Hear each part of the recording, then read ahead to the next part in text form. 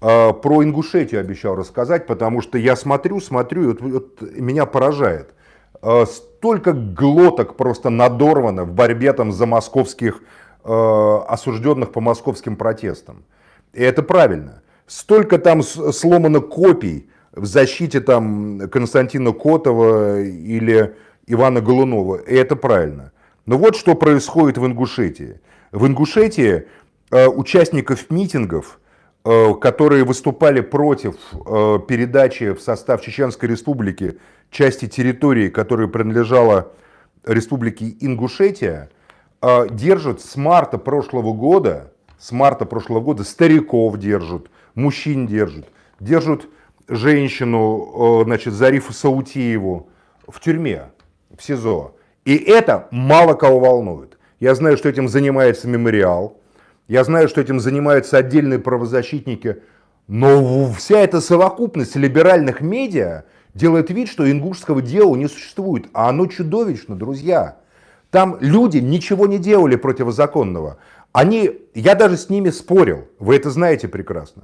Но они собирались на митинг в Магасе, когда был, значит, Евкуров президентом Ингушетии.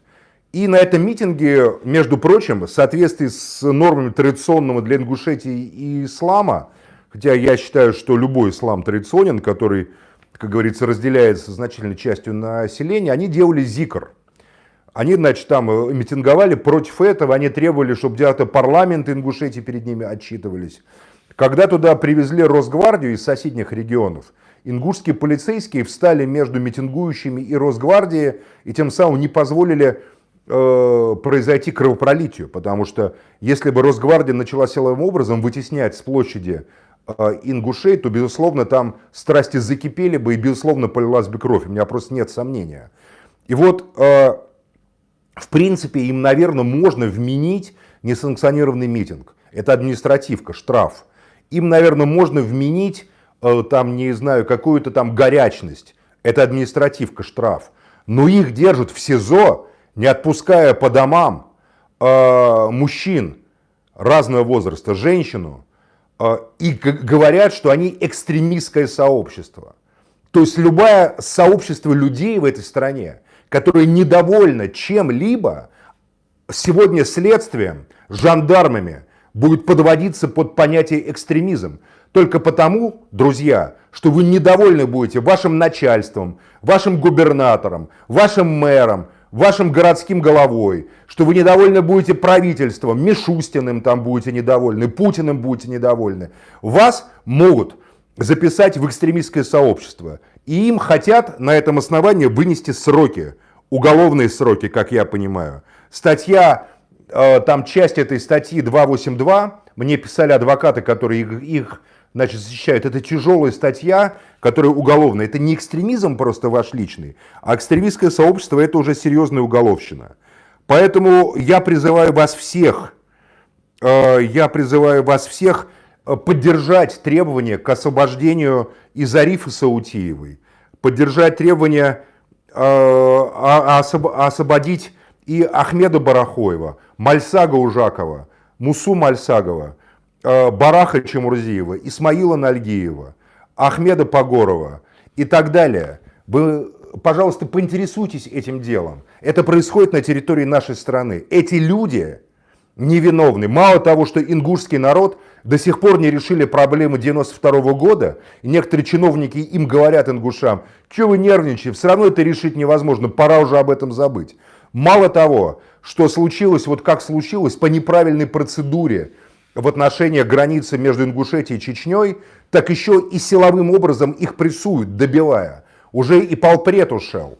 Я знаю, что Мотовников, бывший полпред, сам альфовец, там силовик, он и имел отношение к этому, к указанию, чтобы их вот так вот жестоко всех в тюрьмы посадить. Теперь в Ингушетии новый президент. На Северном Кавказе новый полпред Юрий Чайка.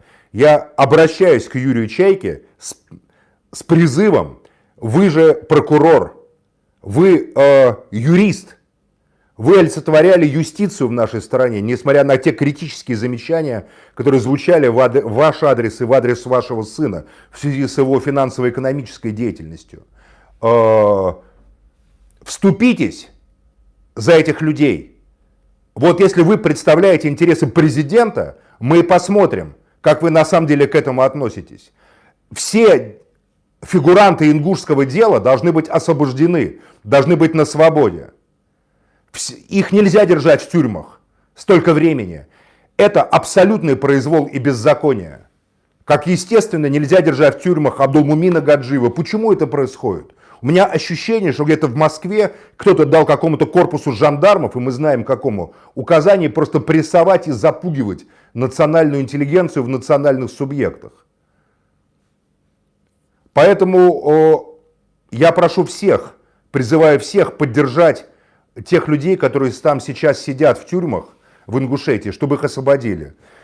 Я считаю, что держать этих людей в тюрьме, тем более сажать их по статье «Экстремистское сообщество», это просто абсолютно недопустимо. Это крайне опасно для того, что будет в любой точке страны. Завтра, если мы позволим этих людей в Ингушетии так посадить, ШИС тоже может быть арестован. Скажут, а что вы тут, недовольны властью, и объединились. Экстремистское сообщество.